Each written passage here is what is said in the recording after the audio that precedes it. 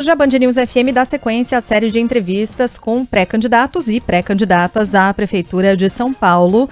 Já recebemos na segunda-feira o pré-candidato pelo PSOL, Guilherme Boulos. Hoje estamos recebendo aqui nos nossos estúdios a pré-candidata pelo Partido Novo, Marina Helena, que está conosco. Obrigada pela presença aqui nos nossos estúdios. É um prazer estar aqui, Sheila, Carla, Megali. Todo nosso.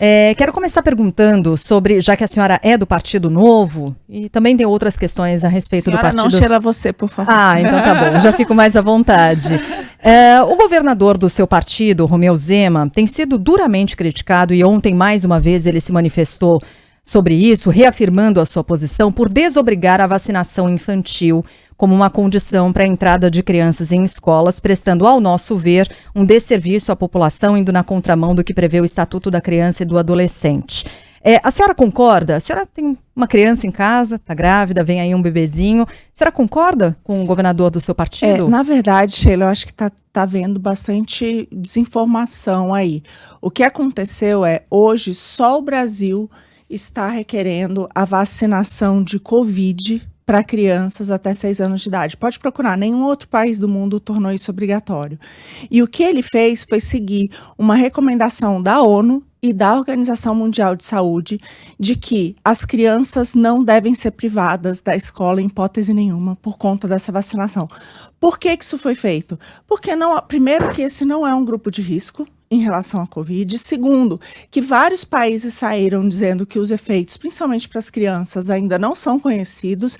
Então, é uma coisa que só o Brasil está adotando, ninguém mais está adotando ao redor do mundo. Então, o que ele falou foi uma coisa diferente, que ele não exigiria esse tipo de comprovação da vacina de Covid para que as crianças frequentem a sala de aula. Isso é uma recomendação, de novo, da ONU, da Organização Mundial de Saúde. Então, não vejo que tenha nenhuma questão de todas as vacinações. Não é isso, muito pelo contrário. Aliás, Minas tem ótimos índices disso, né? Mas o Zema falou em cartão de vacinação, ele não especificou vacina contra a Covid. Mas eu acho que ainda tem uma desinformação, porque o que está hoje da secretaria, que eu conversei lá com, né, para entender melhor, é que seria especificamente dessa vacinação que se tornou obrigatória agora, e é uma vacinação que, de novo, gente, não tem nenhum outro país do mundo que está adotando para crianças tão pequenas. Mas muitos países também não adotam a vacinação obrigatória, o cartão de vacinação obrigatório. O Brasil se tornou uma referência em vacinação graças a medidas como essa. E é importante lembrar, mais de 1.500 crianças morreram de Covid aqui no Brasil, se a gente considerar só 2 anos da pandemia. É muita coisa, não, candidato? De novo, a gente precisa ter. Se todos os países não acreditam que as crianças são o grupo de risco, se existem vários estudos que ainda estão acontecendo em relação à criança, eu acho que a gente não é uma coisa óbvia como outras. Obviamente, tem que vacinar. Minha filha vacinou de tudo, sarampo, pólio, todas as outras são, né, tem que ser obrigatório, isso é ponto pacífico. Agora, a questão da Covid, eu acho que tem que ser tratada de maneira diferente. Por quê? Por que nenhum país do mundo tem essa obrigatoriedade? Nenhum. A senhora não pensa que esse discurso desestimula pais a vacinarem as suas crianças? Megali mencionou, o Brasil é uma referência em vacinação, sempre foi, e a gente começa a ver de maneira preocupante metas não serem atingidas com a vacinação de crianças? Não, nesse sentido, eu acho que as metas têm que ser atingidas, precisa sim ter uma conscientização dos pais e das mães da importância, tanto da questão do aleitamento materno, quanto depois da vacinação. Isso é ponto pacífico, mas eu acho que nesse caso a grande discussão não é de qualquer vacina, é de uma vacina muito específica, onde, de novo, as crianças não são um grupo de risco e onde países que chegaram a adotar voltaram atrás. Por quê? Porque não acham que tem... Primeiro, tudo isso tem um custo, né, Sheila, Carla, Megali? Então, óbvio que o custo de uma vacinação a nível nacional para crianças que não são o grupo de risco tem que ser pesado. E tem muitos ainda estudos que estão sendo feitos os efeitos nas crianças. Então, por isso que hoje ela não é utilizada em nenhum outro país. Então, eu vejo como um foco muito específico, entendeu? Não é qualquer vacinação. Tenho certeza que o governador não é contra a vacinação, muito pelo contrário. E os índices de vacinação em Minas são bons, né? Então, assim, não vejo dessa maneira. Candidata, vamos falar da cidade. A gente não teve ainda a experiência de uma grande cidade brasileira administrada pelo Partido Novo. Como é que a senhora enxerga esse desafio e quais seriam as suas prioridades no caso da senhora ser eleita? A gente tem, na verdade, o segundo maior estado do Brasil, né, que é Minas, que é administrado, mas é só para pontuar, e o nosso governador foi reeleito no primeiro turno, então mostra que ele fez um primeiro bom mandato, e a gente tem uma prefeitura grande, né, de 600 mil habitantes, que é Joinville, que o nosso, aliás, tem o melhor prefeito avaliado do Brasil, que tem 93% de aprovação. Assim que eu decidi aceitar o convite, a primeira coisa que eu fiz foi passar uma semana lá com ele e ver o que eles estão fazendo, e é realmente impressionante. É bom frisar a população, né? A diferença de tamanho de população, né? 600 mil habitantes, né? Mas já é uma cidade a nível Brasil de porte, né, considerado grande, né? Cidade de mais de 500 mil habitantes. Então, isso é importante. Número 2, a gente não pode achar também, e de novo, tem um estado grande também administrado, então eu não vejo isso como problema. O que os dois mostraram, que eu vejo que é muito a cabeça do Novo, é que o Novo parte do princípio de que não existe dinheiro público. O dinheiro que existe é o dinheiro dos nossos impostos, que a gente sabe que no Brasil quem paga imposto, principalmente, é a população mais pobre. Então, que esse dinheiro tem que ser super bem gerido, né? Então, tem um foco muito grande em focar no principal, que a nosso ver é segurança, saúde, educação, né? Fazer uma boa administração, uma gestão com pessoas capacitadas, e é isso que se fez. Por exemplo, no caso de Joinville, 60% de todos os cargos comissionados são ocupados por funcionários de carreira, mas gente que mostrou, né, que demonstrou que tem um nível bom e que consegue lidar com os problemas da cidade. Então, assim, o nosso grande ponto-chave quando a gente fala de gestão, de administração, é isso. É trazer pessoas que entendem do assunto. Não estou falando que a gente não receba indicações políticas, em todos eles, óbvio que isso tem. Mas você tem que colocar ali as pessoas mais aptas àquele cargo. No meu caso, eu participei de vários cargos já, né, de gestão, de liderança, tanto na iniciativa privada, quanto no setor público, quanto no terceiro setor, e sempre com times, né? A gente não sabe sobre tudo, mas a gente tem que estar cercado de gente boa que atenda de fato os anseios da população. Uma experiência que eu vejo muito importante, eu fui diretora de desestatização no Ministério da Economia, e a gente era responsável por inúmeras estatais, né? Aliás, a gente descobriu que tinha participação em 700 empresas, então a gente precisava escolher uma equipe boa de gestão, e isso se provou. Se você olha os números das estatais ali em 2000, né, no 2015, 2016 e depois o que foi entregue, foram boas gestões. Então, eu acho que é possível, sim, trazendo pessoas que estão ali para resolver problema e não por um cabide de emprego ou uma questão política apenas. Já que a senhora falou eu não consigo, senhora, já que você falou sobre desestatização e foi a posição que você ocupou durante o mandato do ex-presidente Jair Bolsonaro no Ministério de Paulo Guedes, uma das ideias que você tem é a de desestatização da educação. Qual é a referência para isso? Onde deu certo? Qual é a ideia? Sheila, ótima pergunta.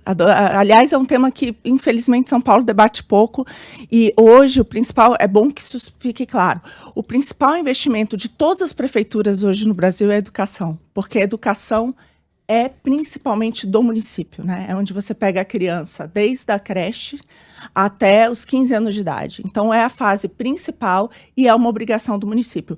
O que a gente vê hoje? A gente vê hoje que a educação no Brasil não funciona. Quando a gente pega qualquer indicador internacional, o Brasil está sempre nas últimas posições. E isso acontece a despeito de um aumento muito grande dos investimentos. Nos últimos 20 anos, se multiplicou por 4 os investimentos em educação. E em nível de qualidade, a gente ficou exatamente no mesmo lugar. Em todas as gestões. São Paulo tem um orçamento que a gente sabe imenso, mais de 110 bilhões, é o terceiro maior do Brasil, só perde para a União e para o estado de São Paulo, é maior do que o estado de Minas Gerais. Um investimento imenso em educação, mas tem 2.000 municípios no Brasil que têm índices de aprendizagem melhores do que a gente. Então, acho que isso mostra claramente que esse ensino que a gente tem aqui, 100% estatal, né, quando a gente fala do ensino público, ele fracassou. O que eu vejo? Existem vários países que adotaram... Só para fazer um parêntese, o fracasso pode ter acontecido, mas não é necessariamente por ser estatal. A melhor educação do mundo é da Finlândia, inteira estatal. A Coreia do Sul tem escolas estatais que são referência hoje no ensino, mesma coisa na China. Perfeito. Então não há uma correlação aqui, direta entre Estado e fracasso. Perfeito, Megali, mas aí o que a gente vê? Tinham países que tinham essa dificuldade. O que foi se tentado? Parcerias público-privadas. Então, assim, não é que a mãe vai ter que passar a pagar, muito pelo contrário, o Estado financia. Mas ao permitir algumas parcerias público-privadas, o que foi visto? Por exemplo, Nova Zelândia, Holanda, Noruega, Suécia, aliás, todos esses que a gente vê como países referências, né? Vários deles, quando a gente olha o PISA, a grande maior parte das primeiras posições são de fato, em países que também adotaram parceria público-privada. Qual que é a vantagem disso? Hoje, por exemplo, o melhor hospital de São Paulo, considerado, é Boi-Mirim, que é uma parceria público-privada. Quando você traz isso, o que você traz? Você traz uma rapidez de gestão, você consegue ter métricas, né, de aprendizagem dos alunos, colocar isso, e ao trazer alguma competição para o sistema, o que aconteceu nesse país? Olha que interessante, a educação pública melhorou muito. Então, hoje, nem tem mais a diferença que você tinha antes entre a educação privada e a pública. E não precisa ser que vai virar tudo privada, mas só o fato de você trazer esse componente de inovação, permitir outras formas de ensino. Por exemplo, no caso da Inglaterra, tá? Hoje, porque a gente sabe que a gente está a tecnologia avança, né, em níveis muito rápidos. A gente sabe, por exemplo, tem coisas que a gente não pode ignorar. Estava se falando em carro autônomo, imagino o que isso vai significar para os motoristas de táxi, para os Ubers. Então, a dinâmica é muito rápida. Então, o que, por exemplo, o UK está fazendo? Você tem uma nova metodologia de ensino, o governo vai lá e já te financia para testar. Se aquilo ali dá certo, ele aumenta aquele investimento. Isso faz com que você traga inovação para a educação, porque eu vejo que um dos grandes problemas que a gente tem hoje é que não tem. Então, o método de ensino está fazendo com que as crianças saem com 15 anos da escola, elas não sabem o que significa 10%. É muito grave. Elas leem 2 textos pequenos de 2 parágrafos sobre um mesmo assunto com opiniões diferentes, ela não consegue entender aquilo. Mas na visão da senhora, o Estado, no caso, o município, manteria o currículo? Por exemplo, ou a escola seria livre? Aqui a gente vai ensinar criacionismo. Aqui a gente vai ensinar Adão e Eva e a gente acredita que a Terra é plana. Não, aí você está dizendo que o que não funciona em outros lugares, mas existem várias outras metodologias. O currículo, sim. Agora a gente precisa de um currículo muito mais voltado para a criança aprender no mercado de trabalho. Você já olhou o currículo? O currículo não tem meta de nada. Tá. Quando a gente olha lá fora, tem uma coisa muito clara. A criança precisa ler um texto de tal tamanho com tantos anos de idade, precisa fazer tais e tais contas de matemática, né, multiplicação, divisão. Então, esse tipo de parâmetro hoje, infelizmente, a gente não adota aqui. Isso faz com que as crianças... De novo, gente, a gente está perdendo posição em relação ao mundo, né? Isso é tão impressionante que as escolas ficaram fechadas por 2 anos e as pessoas comemoraram que não piorou no PISA, só que é porque a gente já está lá embaixo, não tem como piorar mais. Ou seja, como se a escola deu na mesma, sabe? Isso é muito triste, assim. Então, eu vejo que a gente precisa, por que não, trazer inovações? E, de novo, com metas específicas de avaliação. Outra coisa que funciona muito em outros municípios do Brasil é, de fato, você premiar aqueles professores que vão para a sala de aula e que conseguem melhorar a aprendizagem dos alunos. E quanto pior é a aprendizagem e melhora que você faz, mais você premia esses professores. E você não precisa nem aumentar o valor que você gasta com educação por isso. Por quê? Porque hoje, infelizmente, por você ter um absenteísmo muito grande na sala de aula, você precisa contratar muitos professores temporários. Então, ao fazer esse tipo de estímulo, você mantém o professor, você faz com que ele se sinta, né, de fato, tenha a meta que seja o foco do aluno. Hoje, infelizmente, tem uma burocracia que eles têm que tratar um monte de coisa e o foco não é criança. Uhum. Queria falar de outros pilares de gestão na campanha agora, desestatização da educação. Ouvi numa entrevista que segurança também é um dos pilares, uma das metas que a senhora não, que você teria enquanto prefeita. Como é que a prefeitura poderia colaborar na segurança, lembrando que segurança pública é, em geral, responsabilidade do governo do estado? Carla, os municípios aqui no estado de São Paulo que têm tido as melhores índices em relação à segurança adotam uma postura de protagonismo. Então, ao ficar completamente à mercê do Estado, é difícil até você cobrar.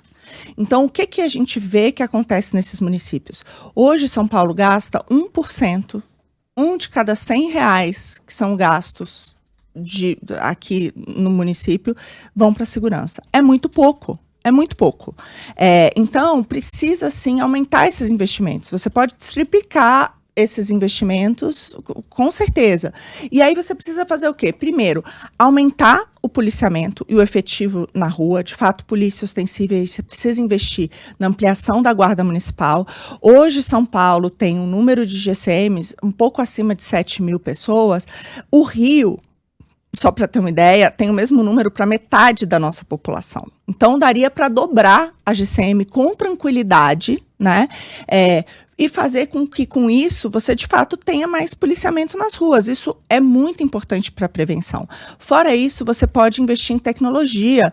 E aí a gente vê que tem, aqui mesmo em São Paulo, em diversos municípios, essas iniciativas deram muito certo. Você tem, hoje em dia, as câmeras inteligentes, que são capazes de tanto ver a questão de placa de veículos, como o mesmo reconhecimento facial. E tudo isso muito interligado, obviamente, com o Estado. Mas você consegue ver, por exemplo, aquelas pessoas que são procuradas pela polícia, você consegue ver pessoas que estão no regime semiaberto e estão descumprindo aquelas funções. Você consegue ter diversas ferramentas para, de fato, prevenir a ocorrência do crime. Fora isso, eu vejo que a gente tem aí um exemplo muito bom, que é o Tolerância Zero de Nova York, que parte do princípio que não só você tem que ter polícia na rua, de que essa polícia ela tem que prender quando vê, né, o que está acontecendo de errado, e que lugar de bandido é na cadeia, ponto, mas também que questões de zeladoria, você não tem um lugar abandonado, tem várias outras coisas que têm a ver, sim, com o município, que são muito importantes. Por exemplo, eu tenho andado pela cidade, todas as zonas da cidade, e tem várias queixas. Uma das queixas são lugares abandonados e lixo, né? Isso tudo, obviamente, que aumenta também a questão da criminalidade. Quando você resolve essas questões de zeladoria, também você ajuda a diminuir a violência. Então, é possível, sim, fazer o que o Estado tem esse protagonismo. Eu acho que tem um problema muito grande no setor público hoje no Brasil, que eu chamo de batata quente, que é assim, o problema não é meu, e vai jogando. Isso falta, né? A gente viu aí quando teve apagão na cidade, que a gente viu o prefeito se pronunciar vários dias depois. Isso é muito ruim. Então, é importante, sim, trazer esse protagonismo. E aí você senta na mesa. Uma vez por mês, reúne, sim, o representante da Polícia Militar, né? O representante também. É super importante a questão do secretário de Justiça, não só do secretário de Segurança, porque a gente sabe que hoje em dia no Brasil a polícia prende e a justiça solta. Então você precisa ter essa articulação para garantir também a segurança das pessoas. Então tem que assumir esse protagonismo, não dá para delegar. Uhum. Desculpe voltar ainda à questão envolvendo escolas e vacinação, porque tem muitas mensagens dos nossos ouvintes e durante a entrevista a gente vai colhendo aqui um pouco da temperatura e das reações dos nossos ouvintes, e ficou uma dúvida no ar muito frequente entre esses ouvintes, e me parece que é algo determinante para que eles possam fazer as suas escolhas, claro, inclusive em relação a candidaturas. A senhora, caso eleita em São Paulo, adotaria o mesmo que Zema adotou em Minas Gerais, ou seja, deixaria de exigir comprovante de vacinação contra a Covid para permitir matrículas na capital? De novo, em todas as outras vacinas, eu acho que o comprovante é fundamental. Menos para a Covid. No caso da Covid, não. Por quê? Porque nenhum outro país do mundo adota. Não é uma recomendação da Organização Mundial de Saúde. Muitos estudos estão sendo feitos e não é claro qual que seria o benefício para as crianças. Tá, essa é a posição da senhora. Então, em nome aqui da Band News FM, em nome da nossa responsabilidade social como veículo de imprensa, eu quero só reafirmar que as vacinas contra a Covid são eficientes comprovadamente, né, pela ciência. Então é importante que a gente deixe isso claro. São vacinas que sim, são testadas e eficientes na proteção, inclusive contra crianças. Posso? Desculpa, diga, vai lá. Não, eu queria saber de composição de chapa. Ah, vamos lá. Saber de alianças também. Claro. Houve conversa de que Janaína Pascoal seria sua vice. É uma possibilidade? É real? a gente tem tido várias conversas. A Janaína tem ajudado bastante em propostas para a cidade. Eu vejo ela como uma pessoa, a gente tem várias afinidades, então ela declarou voto em mim, eu nem esperar, quer dizer, apoio, né? Declarou apoio, porque nesse momento, e era uma coisa que eu também não estava esperando, a gente desde então começou a conversar. Essa é uma decisão muito difícil, né? Eu acho que o vice é a principal escolha que você faz e, de fato, pode virar um segundo prefeito, segunda prefeita. Eu vejo o caso lá de Joinville do Adriano, a vice dele, a Rejane, ele diz, eu só tenho 93% de aprovação porque eu sou 2, e ela realmente funciona como uma segunda prefeita. Mas eu acho que tanto nesse caso, quanto no caso dos secretários, no caso de subprefeitos, o que o Novo adota são pessoas que, de fato, compartilham com as nossas propostas para a cidade. Então, isso é o mais importante, é que tem afinidade daquilo que a gente pensa, que é o quê? Que é resolver o problema da população, gente, fazer uma gestão eficiente baseada em resultado, foco em resolver problema. Então, esse vai ser o ponto fundamental na decisão. Estamos conversando, sim, também fomos procurados por outras pessoas, também da política, outros partidos, e tudo vai depender, obviamente, de ter uma sinergia nas propostas para melhorar a vida das pessoas. Essa aproximação com o Bolsonaro não tirou um pouquinho da credibilidade do Novo junto ao eleitor liberal? A senhora considera Bolsonaro um exemplo de liberalismo? Megali, eu trabalhei na pauta econômica. E dentro da pauta econômica, eu admiro demais o Guedes, com quem eu já tinha trabalhado na iniciativa privada, me fez o convite. Então, eu vejo, por exemplo, na agenda de desestatização, muita coisa foi feita, né? A gente está falando de mais de 240 bilhões de desinvestimentos. Outra coisa, quando ali em 2015, 2016, você pega, as empresas estatais como um todo, elas tinham maior dívida do que patrimônio e elas davam prejuízo, 32 bilhões de prejuízo. No final, você já tinha mais de 250 bilhões de lucro e você passou a ter um patrimônio dessas empresas mais de 500 bilhões acima da sua dívida. Então, olha o delta, que coisa impressionante. Isso significa o quê? Isso significa mais impostos, mais dividendos distribuídos para a sociedade, que viraram políticas públicas de qualidade, né? Um ativo maior, porque essas empresas são da população. Então, foi feita uma mudança muito grande de gestão em relação a isso. Eu vejo que ele lidou, no caso da economia, muito bem em relação à pandemia. O Brasil cresceu mais com taxas de inflação menores do que outros países. Ele recomendou remédios que não funcionavam, ele sabotou o plano de vacinação. A minha pergunta é mais num plano moral. A senhora acha que um partido que se diz novo, que diz que surgiu para renovar a política, fazer aliança com alguém que tentou um golpe de Estado, mas que aliança que foi feita? Que recomendou remédios que não funcionavam, que adotou um discurso negacionista. É assim que se faz uma política nova? De novo, não é isso que onde o Novo está. O que aconteceu em Minas, por exemplo? Minas foi um dos melhores estados em relação à Covid. A mesma coisa as cidades que a gente governa. Então, a dívida pública de Minas quase dobrou no governo Zema. Mas, de novo, ele não contraiu uma dívida, o que não dobrou, tá? Os números que aconteceram foi apenas a correção pela taxa de juros, apenas isso. Não teve nenhum aumento do endividamento. Pelo contrário, ele reduziu gastos. Eu estou tratando de uma questão moral, de um presidente que tentou dar um golpe de Estado, que sabotou o plano de vacinação, que surrupiou enfim, a lista é longa, comprava apartamento e vendia com dinheiro vivo. A senhora acha que essa é dessa maneira que o Brasil vai se encontrar com a nova política? O Novo é o seguinte, a gente tem uma ideologia muito clara, né? O Novo defende princípios muito claros de ética. Somos um partido anticorrupção. Isso está claro nos nossos mandatos. A gente tem hoje uma vereadora em Rondônia, que simplesmente tirou o prefeito por conta de um escândalo de corrupção. A gente tem um prefeito em Minas que desvendou 2 grandes escândalos já de corrupção dentro da prefeitura. Então, isso está claro no que a gente faz. É só olhar o que os nossos mandatários fazem. Número 2, a gente tem uma pauta, assim, de segurança forte, em que a gente não passa a mão na cabeça de bandido, e é assim que a gente vota, e está tudo claro. Nós temos também uma gestão eficiente, porque a gente acredita que o dinheiro é do pagador de imposto e ele tem que ser bem alocado.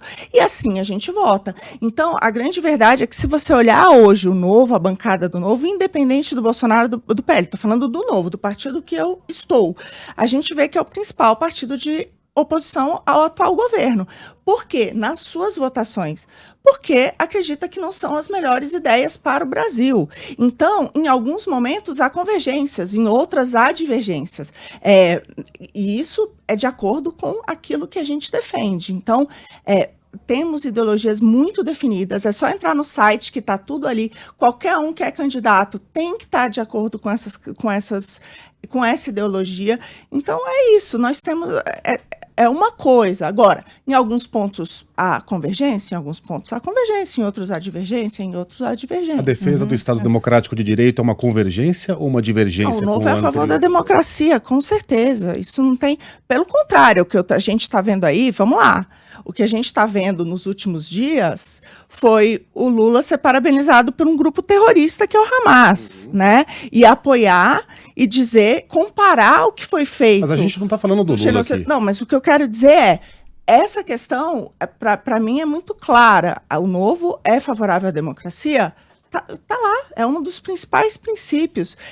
Então, não tem dúvida contra isso. Então, eu acho que é essa a questão. Agora, o que eu vejo é que o que esse governo atual tem feito na prática, desde que assumiu, foi se aliar a regimes não democráticos, a grupos terroristas. Então, é bem complicado, né? Eu acho que tem aí... Os erros de um governo não... duas medidas quando a gente trata do tema. Os erros de um governo não tornam o outro governo melhor. A gente estava falando de um governo anterior por ser um aliado do Partido Novo, não do atual governo, Sheila. Só para a gente se encaminhar para o final, porque estamos já com o nosso tempo praticamente esgotado, o pré-candidato Partido Novo não atingiu cláusula de barreira. Isso, portanto, interfere muito no tempo de propaganda em rádio e TV, também interfere na participação, presença em debates. A senhora tem um desafio que é se fazer conhecida pelo eleitor. Qual o tipo de estratégia será adotada para isso? E aí quero já emendar... porque é importante que a gente passe a conhecer as ideias da senhora para a cidade, mas também as suas posições ideológicas também. E aí quero pegar, se a senhora se sentir desconfortável, fique à vontade, mas recentemente a senhora publicou uma foto que gerou muitas reações e tal das pessoas com a senhora grávida, e aí os fones de ouvido... na barriga para o bebê escutar o discurso de Javier Milei. Isso foi no Fórum Econômico Mundial em Davos, na Suíça. Quero saber se Milei é sua referência política e se essa posição ideológica é a que fica para o eleitor que vai decidir. Perfeito. Desculpa, a primeira pergunta... Estratégia para se fazer conhecida. Bom, primeiro, a gente vai participar dos debates, porque isso precisa de mais um parlamentar apenas, não é a questão de cláusula de barreira, e a gente está em conversa com diversos, né? Então a gente deve ter tanto senadores como deputados agora na janela partidária que devem migrar para o partido, então não vejo isso como um problema, muito provavelmente eu estarei nos debates. A questão do tempo de TV, sim, né? Nós não temos tempo de TV, então, mas aí vai depender, eu vejo também que o debate é importante. Hoje, com o advento das redes sociais, existem outras maneiras, né, de chegar até as pessoas. Tem espaços como esse, né, que eu acho que vão se tornar mais das sabatinas, e onde também há uma possibilidade de falar um pouco mais sobre propostas, muito mais do que naquele tempo curto de TV. Então, eu acredito nisso, e a gente está rodando a cidade. Hoje, nós já temos mais de 90 pessoas inscritas na nossa chapa de postulantes a vereadores. Eu estou aproveitando isso para, de fato, ir aos 4 cantos, né, de São Paulo. São Paulo é enorme, então, de fato, só o corpo a corpo não é possível, mas isso ajuda muito, né? Então, é isso, acho que sola de sapato, vamos que vamos. Mas em relação ao Javier Milei, eu, de fato, concordo muito com o Javier Milei na questão da economia, em vários pontos. O que ele traz é isso, não existe dinheiro público, não existe serviço público. Esse serviço ele é pago por nós, né? Então sai dos nossos impostos. São serviços. Então, dado isso, você precisa ter uma gestão eficiente desses recursos. E quem de fato gera riqueza e tira as pessoas da pobreza na história da humanidade, né, se a gente olhar a história da humanidade, foi o setor privado, que é capaz de inovar, que é capaz de gerar emprego, que é capaz de gerar renda. Então, o que ele mostrou naquele discurso em Davos foi isso. E é isso que aconteceu nos últimos 200 anos, em que a gente, de fato, tem o setor privado atuando, foi isso que permitiu que 95% das pessoas saíssem da pobreza, né? Foi isso que permitiu que a gente tivesse, de fato, uma mudança da humanidade, porque antes disso todo mundo era pobre igual, morria muito cedo. E o que ele mostrou é que aqueles países que adotam liberdade econômica, que é o que eu defendo na agenda da economia, que são o quê? Regras claras, facilidade de pagar tributos e tudo isso, são países que têm uma renda muito maior, muito menos pobreza, muito maior expectativa de vida. Foi isso que ele falou no fórum.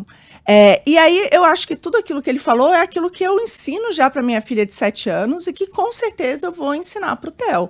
Então foi uma, vamos dizer assim, foi uma brincadeira que eu fiz ali com o Theo, mas eu vou ensinar esses valores para ele porque eu realmente acredito nisso. Eu acredito que o governo ele tem que ser eficiente, ele precisa cuidar, sim, de segurança, saúde, educação, mas a gente tem que lembrar que isso vem dos nossos impostos e que o que vai permitir gerar não é um jogo de soma zero, não é que você tira do rico e dá para o pobre, até porque o Brasil faz isso muito mal, é o contrário. Aqui no Brasil, você pega toda a carga tributária que volta em serviço, metade vai para os 20% mais ricos e 5% para os mais pobres. Então não é um estado de justiça social, muito pelo contrário que a gente vive aqui. É um estado de bastante privilégio. Então ele lembra essas coisas e isso eu vou ensinar para o Theo, com certeza. Candidata do Partido Novo, Marina Helena, muito obrigado pela participação aqui na Band News FM. Se não nos virmos mais, a gente dá as boas-vindas ao Theo para esse mundo. Faltam 3 semanas. Só?